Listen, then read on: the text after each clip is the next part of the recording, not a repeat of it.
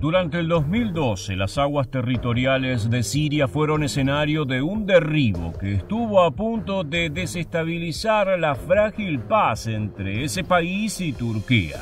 Es que el mediodía del 22 de junio de ese año, un RF-4E Phantom II turco cayó en llamas, víctima de un misil que partió como medida de seguridad ante una supuesta violación del espacio aéreo. El ataque fue solo el comienzo de una larga red de acusaciones cruzadas que incluyeron espionaje, misiles antiguos e incluso una supuesta orden directa de Rusia para ejecutar a los pilotos turcos que sobrevivieron al impacto. En este nuevo video de aviación militar, vamos a explorar este misterioso incidente para intentar averiguar qué pasó realmente aquel día. El 22 de junio de 2012, un RF-4E Phantom de la Fuerza Aérea de Turquía se encontraba sobrevolando la región de Hatay luego de haber despegado hacía 90 minutos de la base aérea de Erhaç, ubicada en la provincia turca de Malatya. El avión tenía fines de reconocimiento y pertenecía al ala 173 del séptimo grupo de comando estacionado en la base. Dentro del aparato se encontraba el piloto Gökhan Ertan y el oficial de vuelo Hasan Hüseyin Aksoy, quienes tenían la misión de ayudar en las pruebas de un nuevo sistema de radares de Turquía. No se imaginaban que al cabo de unos minutos serían víctimas de uno de los derribos más sospechosos y polémicos de los últimos años, uno sobre el cual aún hoy en día existen acusaciones cruzadas. De acuerdo con los registros de radar, a las 11:06 hora local, el RF-4E voló entre Chipre y Hatay por encima del mar Mediterráneo. Para llevar a cabo las pruebas en el nuevo sistema, el RF-4E comenzó a descender a medida que se aproximaba a Hatay. Se estima que a las 11:42, el RF-4E se encontraba próximo a la frontera con el espacio aéreo de Siria, volando a una altitud de apenas 65 metros. Fue entonces cuando la nave sobrepasó sus límites y violó el espacio aéreo sirio, una sentencia de muerte para la tripulación a bordo. Según la versión turca, se le advirtió al RF-4E que debía cambiar su curso de forma inmediata para abandonar el espacio aéreo sirio. A las 11:47, el piloto Gökhan Ertan obedeció y se dirigió hacia el norte en dirección a Hatay, aumentando su altitud de a poco para evitar que su operación fuese confundida con la de una nave de ataque que busca eludir la detección de los radares sirios. Ni durante la violación del espacio aéreo, ni en la posterior retirada, el Phantom recibió algún tipo de advertencia por parte de las autoridades militares sirias. Por ello, los pilotos continuaron con su misión de prueba del radar turco enfilando hacia el mar Mediterráneo, y a las 11:50 la tripulación solicitó asistencia a la base radar para evitar volver a violar el espacio aéreo de Siria. Fue así que a las 12:02, a pocos instantes de su destrucción, el avión se encontraba volando en el espacio aéreo internacional hasta que desapareció de las pantallas del radar turco. El RF-4E fue alcanzado por un misil antiaéreo sirio proveniente de la zona costera. Puede que la tripulación haya estado al tanto de que el proyectil se aproximaba, pero no pudieron hacer nada para evitar su final. Del lado sirio se lanzó un comunicado en el que informaban que a las 11:40 se detectó que un objetivo no identificado había penetrado en su espacio aéreo. Para más sospecha, la nave volaba a baja altitud y gran velocidad, algo frecuente cuando se pretende evitar la detección por parte de los radares. De acuerdo con las leyes de defensa aérea vigentes en Siria, se puso en marcha un ataque directo al objeto extraño que atravesó las fronteras espaciales. El misil antiaéreo impactó con la nave turca luego de un recorrido de aproximadamente 1 kilómetro desde el punto de lanzamiento. El objetivo fue destruido de inmediato y cayó a unos 10 kilómetros de la villa al-Tujois, dentro de las aguas territoriales turcas. En la televisión siria se mostraron imágenes donde se observaba el movimiento de la nave y el recorrido hecho, reflejando claramente la violación de los límites aéreos. Una vez efectuado el derribo, las fuerzas turcas emprendieron la búsqueda de los cuerpos de los pilotos y tardaron casi 2 semanas en dar con ellos. Recién el 4 de julio de 2012 los tripulantes fueron encontrados.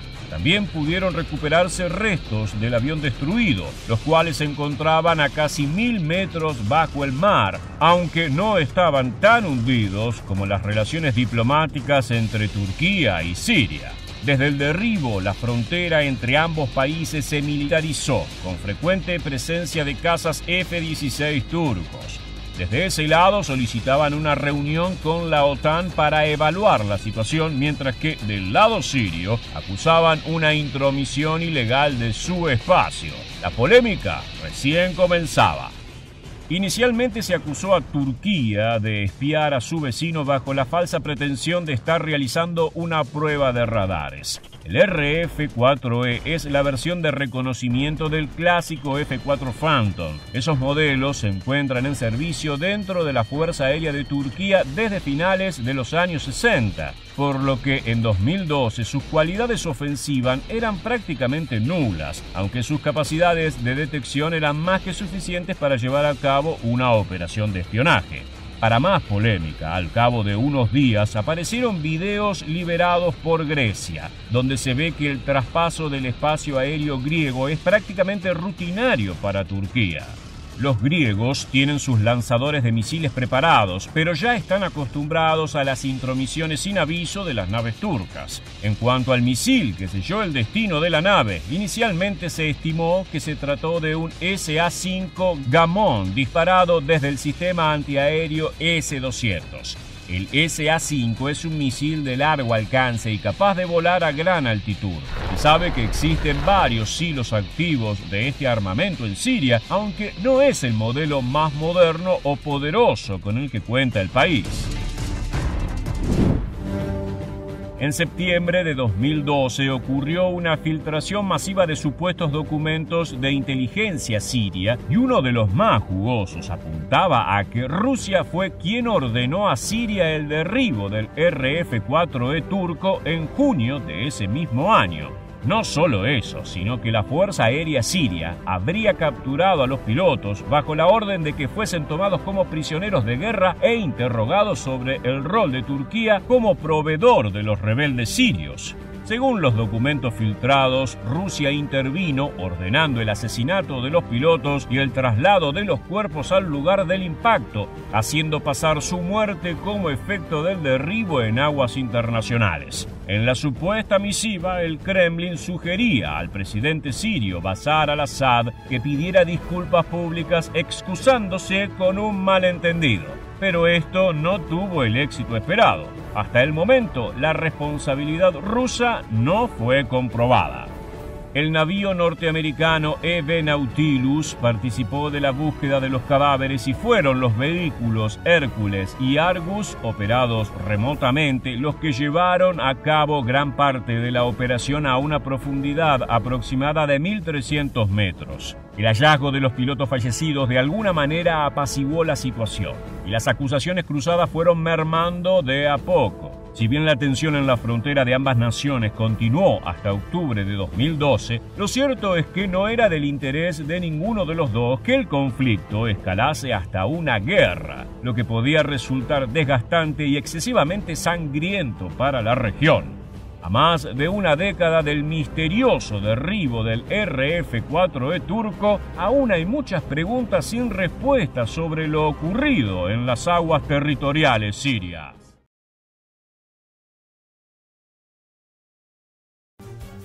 En junio de 1994, más de 84 toneladas de acero se estrellaron en la pista de la base aérea Fairchild, ubicada en la capital de los Estados Unidos. El incidente involucró a uno de los bombarderos estratégicos subsónicos de la flota norteamericana, el mítico B-52 Stratofortress. Las fotos de la maquinaria en llamas inundaron las noticias nacionales y mundiales, pero pronto un velo de misterio cayó sobre los verdaderos motivos del accidente. Más allá del intento de la Fuerza Aérea por incautar todos los videos del impacto, una grabación logró eludir el estricto control de la institución, revelando una historia de negligencia por parte de los oficiales de alto rango. En este nuevo video de Aviación Militar, analizaremos uno de los accidentes más brutales en la historia de la Fuerza Aérea de los Estados Unidos, para entender qué pasó aquella trágica tarde cuando la tripulación del B-52H encontró su destino final. La mañana del 24 de junio de 1994, la tripulación de un bombardero Boeing Stratofortress se preparaba para realizar una exhibición que incluía una serie de difíciles vuelos a baja altura en la pista número 23 de la base aérea de Fairchild. La tripulación consistía en el operador de armas y radar Ken Houston y los pilotos Bud Holland, Mark McGeehan y Robert Wolf, quien realizaba su último vuelo, motivo por el cual su familia se encontraba en la base como espectadores de lujo. Lo que no sabían es que atendían no solo al despegue final de Wolf, sino al de todos sus compañeros. El piloto Bud Holland era una persona complicada. Tenía el grado de teniente coronel y había sido el comandante de la rama de estandarización y evaluación del ala número 92 de bombardeo. Es decir, tenía amplia experiencia en vuelos complejos. El problema es que, en palabras de sus propios compañeros, era un piloto agresivo e irresponsable, que frecuentemente violaba normas de seguridad en pleno vuelo. Su historial incluía volar por debajo de las alturas mínimas y exceder los límites de inclinación y ascenso. De hecho, en 1991 ya había tenido un encuentro cercano con la tragedia, cuando un B-52 pilotado por él mismo voló en círculo sobre un campo de softball. La nave ejecutó un giro con 65 grados de inclinación que fue descrito como una espiral de la muerte, ya que se fue de control por más de 300 metros antes de que Holland lograse retomar el dominio de la maquinaria. Con el tiempo, todo Estados Unidos se preguntaría por qué un hombre así continuaba a cargo de vuelos demostrativos con aeronaves de gran tamaño, pero ya era demasiado tarde como para evitar la tragedia. El B-52H despegó a la 1:58 del mediodía y completó con facilidad la mayor parte del plan de vuelo. Las complicaciones aparecieron al aproximarse a la maniobra de toma y despegue, en la cual el avión toca pista como para aterrizar, pero vuelve a emprender vuelo, ganando altitud rápidamente. La aeronave comenzó dicha acción, pero la pista de Fairchild estaba ocupada por un avión cisterna KC-135 que acababa de aterrizar. En consecuencia, se le ordenó al B-52 realizar una maniobra de motor y al aire, una maniobra similar a la toma y despegue, pero sin tocar el suelo. En ese momento, Holland se comunicó con la torre de control pidiendo permiso para ejecutar un peligroso giro de 360 grados a la izquierda, el cual fue inmediatamente autorizado. Ese fue el clavo final en el ataúd de los 4 tripulantes del Stratofortress. El B-52 inició el giro alrededor de la torre de control, pero justo detrás de la misma había un área restringida en la que se encontraba una enorme estructura creada para depositar armas nucleares. Para evitar volar sobre dicha zona, Holland maniobró la aeronave en un giro extremadamente inclinado. Casi al finalizar el giro, la inclinación se fue de control y superó los 90 grados. El B-52 descendió a toda velocidad, estrellándose contra el terreno, explotando de inmediato, matando a toda la tripulación. Si bien no hubo heridos en tierra, los presentes fueron testigos de una escena apocalíptica. La nave se transformó en una bola de fuego que elevaba la temperatura a su alrededor como resultado de cientos de litros de combustible JP5 entrando en combustión. Los bomberos tardaron 3 horas en extinguir las llamas, y cuando lo lograron, la única parte reconocible del B-52 era su cola. El resto era un rejunte de chatarra derretida. Al día siguiente del hecho, la Fuerza Aérea de Estados Unidos convocó de inmediato una investigación de seguridad bajo la dirección del jefe de seguridad, el general de brigada Orrin L. Gutsy. La evaluación final de la investigación fue publicada el 31 de enero de 1995, revelando qué sucedió realmente en los segundos previos al desastre. Antes de completar el giro, el B-52 volaba a la velocidad indicada de 337 km por hora, pero el efecto de la inclinación iba a producir una reducción repentina. Holland aplicó más potencia a los motores para mantener la velocidad aerodinámica, pero las turbinas de la nave pueden demorar hasta 8 segundos en reaccionar a los cambios de aceleración. Los 4 miembros de la nave tenían acceso al indicador de velocidad, la cual continuaba cayendo sin control, por lo que es probable que supieran cuál era su destino, incluso antes de tocar el suelo. Pocos segundos antes del impacto, la velocidad era de apenas 269 kilómetros por hora, con una inclinación de más de 60 grados. Pese a los intentos de la tripulación, la nave entró en pérdida en pleno giro, sin contar con la suficiente altitud para poder recuperarse antes de estrellarse contra el suelo. La investigación también concluyó que la cadena de eventos que llevaron al accidente fueron producto de la personalidad y comportamiento del piloto Bob Holland, quien, como te adelantamos, contaba con un largo historial de desobediencia y problemas con la autoridad. Era un hombre temerario, al que le gustaba llevar las cosas al extremo, y justamente eso fue lo que pasó en 1994. Muchos expertos afirman que Holland era una especie de adicto a esas maniobras peligrosas, ya que en muchas instancias había desobedecido órdenes directas para poder realizar algún tipo de giro riesgoso. En mayo de 1991, Holland realizó una demostración con un B-52, durante la cual violó múltiples normas de seguridad, como exceder los límites de inclinación, volar directamente sobre los espectadores e ignorar las restricciones de altitud. Si te preguntas cuáles fueron las consecuencias de ese episodio, la respuesta es que no hubo. Holland ni siquiera fue reprendido por sus superiores. Si bien abundan las anécdotas sobre Bob Holland y su peligrosa obsesión, no hay un caso más increíble que el ocurrido en marzo de 1994, cuando el piloto comandaba una misión de entrenamiento que debía ser fotografiada para documentar las capacidades de la Fuerza Aérea. Durante el ensayo, Holland violó todos los límites posibles, siendo fotografiado en vuelos a tan solo 10 metros de la superficie. El riesgo fue tal que el copiloto intentó tomar los controles para impedir que Holland siguiera volando tan bajo, mientras los otros 2 miembros de la tripulación le rogaban a los gritos que se eleve. La respuesta de Bob Holland fue llamarlos niñitas. Luego de la misión, la tripulación decidió no volar nunca más con el maniático de los giros e informaron el incidente a la jefatura. Te dejaremos adivinar cuál fue el resultado. Así es, absolutamente ninguno. Holland salió ileso luego de poner en riesgo la vida de sus compañeros. Sus superiores eligieron no documentar la denuncia.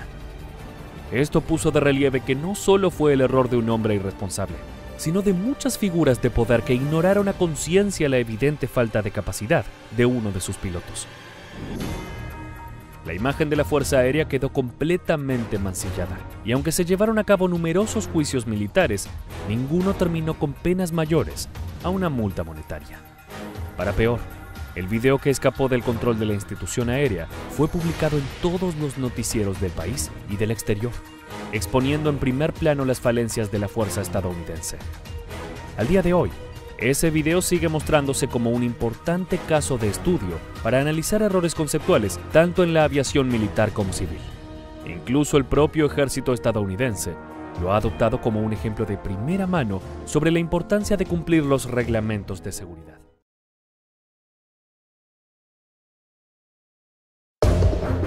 Noviembre de 2009. En el cielo de los Emiratos Árabes Unidos, 2 naves maniobran agresivamente en una feroz y reñida dogfight. Por un lado se encuentra el caza norteamericano F-22 Raptor, la nave más poderosa del mundo. Por el otro, un considerablemente inferior Dassault Rafale. A pesar de la considerable diferencia de nivel, el enfrentamiento es increíblemente parejo. El piloto francés lleva su nave y su propio cuerpo hasta el límite. Alcanza los 9 G de fuerza. Su cuerpo comienza a temblar y a luchar contra esos niveles extremos de gravedad. Respira y gime agitado, sabiendo que si mantiene esa potencia por mucho más tiempo, probablemente se desmayará. Pero no frena, tiene su objetivo casi en el blanco. El piloto americano maniobra violentamente con su F-22 para intentar perder al enemigo, aunque no lo logra. El Rafale está lo suficientemente cerca, a punto de lograr algo que casi nadie hizo antes. Tiene un F-22 en la mira y sus misiles guiados por infrarrojos Mica preparados. Si dispara, se convertirá en el primer hombre que logre derribar un F-22. Sin embargo, no lo hace. Sigue apuntando, pero no dispara, ni lo hará.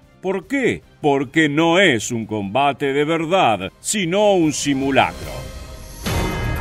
Esta dogfight de entrenamiento fue por varios años uno de los incidentes más controversiales en la historia de la aviación militar. El hecho ocurrió a finales de 2009, cuando un grupo de F-22 de la Fuerza Aérea Norteamericana se dirigió a la base aérea de Al Dhafiraton en los Emiratos Árabes Unidos para realizar una serie de entrenamientos y probar las cualidades de una de sus naves más modernas, la cual era promocionada como el caza más poderoso del mundo. Los Raptors eran aviones monoplazas de quinta generación, destacados por sus enormes capacidades en ataques a tierra, guerra electrónica y principalmente en combates aéreos. Frente a esto se encontraban los Typhoons británicos, los Rafale franceses y los Mirage 2000 de la Fuerza Aérea de los Emiratos. Las pruebas duraron días e incluyeron distintos tipos de entrenamientos. Sin embargo, eventualmente llegaron las tan esperadas dogfights. Mientras los F-22 vencieron sin mucha dificultad a los Typhoons, la historia no fue tan fácil contra los Rafales, aunque así pareció al principio. Los Dassault Rafale eran cazas polivalentes de cuarta generación y media, bimotores que habían entrado en servicio en 2001, por lo que ya tenían casi 10 años de antigüedad y más de 20 desde su primer vuelo. Si bien su velocidad de Mach 2 es impresionante, esta no es suficiente para alcanzar al caza norteamericano, que tiene una máxima de 2.25 Mach. Al mismo tiempo, la maniobrabilidad, potencia ofensiva y aviónica del avión de Lockheed Martin son realmente inmejorables. Con todo esto en mente, el caza galo no debería haber sido una seria amenaza para los infinitamente superiores F-22, al menos en teoría. En total, los Raptors y los Rafale se enfrentaron en 12 simulacros de combate. En 6, los F-22 lograron vencer y podrían haber derribado a sus oponentes. En 5 se decretaron empates, ya que ningún piloto consiguió una posición de tiro por sobre su rival. La restante es la del video. El piloto francés usó una estrategia diferente a la de sus compañeros. Atacó de forma agresiva y directa, casi temerariamente. Si bien el Raptor es muy poderoso y casi invencible en la lucha desde la distancia debido a su alta velocidad, amplia latitud, su radar de última tecnología y sus misiles de largo alcance, la estrategia de mantenerse cerca fue sumamente efectiva. El Rafale se acomodó en un enredo lento y cercano, una fusión, como la llaman los pilotos. En ese escenario, el más pesado F-22 se encontró en una inesperada desventaja. El piloto francés voló con maestría y logró en varias ocasiones ponerse a tiro de su contrincante. De ser un combate en serio, no queda dudas de quién hubiese sido el ganador. Inicialmente, Estados Unidos negó rotundamente el resultado de ese simulacro de combate, aunque admitió una supuesta derrota de un F-22 contra un Mirage 2000. Como respuesta, el Ministerio de Defensa francés sacó el video de la cabina de su piloto, eliminando todo tipo de dudas. La decisión del Pentágono de negar que un Rafale venció a su Raptor no fue simplemente una cuestión de vanidad, sino que era completamente justificable. Por un lado, el F-22 era el resultado de un proyecto que les había costado $250 millones y que habían promocionado como el mejor caza de todos los tiempos. Este no solo era un poderoso avión, sino que tenía un valor casi simbólico. Era un mensaje de Estados Unidos al mundo entero que apuntaba a reafirmar su superioridad aérea. La derrota no era un simple hecho aislado, sino que les daba a entender a sus enemigos que la nave americana no era tan poderosa como estaba anunciada. Si una nave francesa de 10 años de antigüedad había podido vencerla, cualquier caza ruso moderno podría hacer lo mismo. Sin embargo, hasta el día de hoy, todavía nadie logró derribar un F-22 en un combate verdadero.